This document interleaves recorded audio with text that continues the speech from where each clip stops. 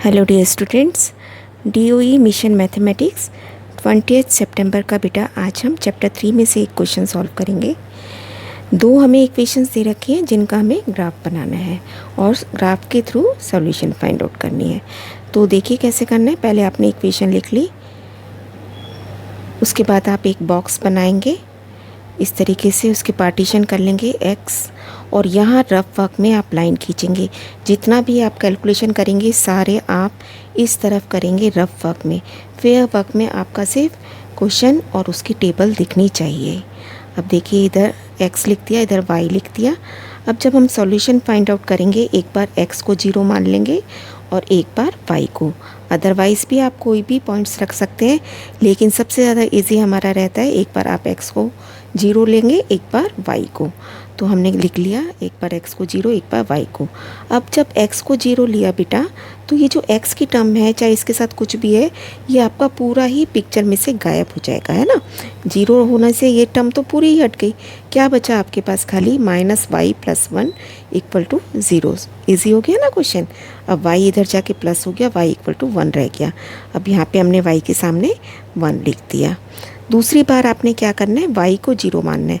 तो अब की बार y आपका क्वेश्चन में से हट जाएगा। क्या रह गया? खाली आपके पास x + 1 = 0, क्योंकि ये जो माइनस का साइन है ये y के साथ ही हट गया। क्या रह गया? x + 1। Now x = -1। ये हमारी टेबल में हमने यहाँ वैल्यू रख दी। अब दूसरा इक्वेशन आप लिखेंगे, उसकी टेबल बनाएंगे, वैसे ही पार्टीशन कर लेंगे। अब जब x को 0 मानना है आपने बेटा, तो ये 3x पूरा का पूरा ही 0 हो गया। क्या बचा आपके पास? 2y - 6 = 0। That means 2y = 6, y = 3। अब x की जगह 0 लिखा तो हमारे पास y आ गया 3। y 3 हम यहाँ लिख देंगे। दूसरी बार आपने y को 0 माना है ना, तो y की पूरी टर्म हट गई यहाँ से। क्या रह गया? 3x - 6 = 0। 3x = 6, x = 2। यहाँ पे टेबल आपकी पूरी कंप्लीट करने के बाद दो वैल्यूज़ तो मस्ट है बेटा, है ना। इसके अलावा भी आप निकाल सकते हैं, लेकिन सबसे इजी है आप एक बार x को 0 मानो, एक बार y को। अब हम अपना ग्राफ रेडी करेंगे। ग्राफ आपके सामने, आपको पता ही है किस तरीके का होता है। इस पे जो डार्क लाइंस हैं उन्हीं के ऊपर आप हमेशा अपने एक्सिस ड्रॉ करेंगे, जिससे कि डिस्टेंस मार्क करने में इजी हो जाए। तो एक हमने x एक्सिस बना लिया, एक y बना लिया, और जहाँ दोनों काट रहे हैं उसे ओ लिख दिया। यहाँ पे आपके पॉजिटिव पॉइंट्स हैं 1 2 3, डार्क लाइंस के ऊपर ही, है ना। इतने इतने का गैप हमारे को इजीली देखना नहीं पड़ता, हम आराम से लिख सकते हैं।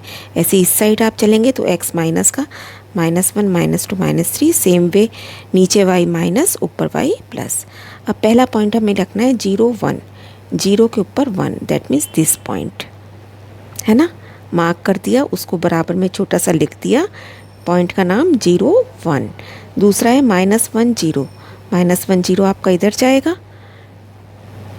अब आपने स्केल की हेल्प से दोनों पॉइंट्स को मिलाते हुए स्ट्रेट लाइन ड्रॉ कर देनी है और एरो लगाने। लंबी लाइन खींचेंगे, एरो लगाएंगे।